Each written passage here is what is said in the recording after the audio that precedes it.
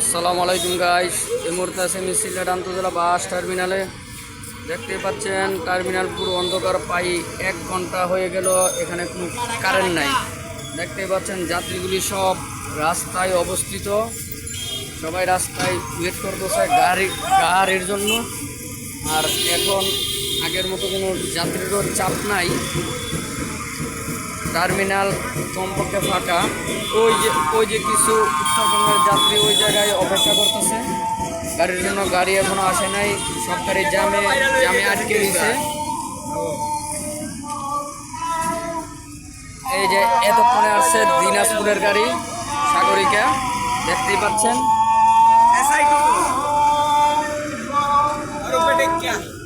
Terminal একবারে ফাঁকা। সবাইকে আসসালামু আলাইকুম, ভালো থাকবেন। ভিডিওটা ভালো লাগলে শেয়ার করে দিবেন।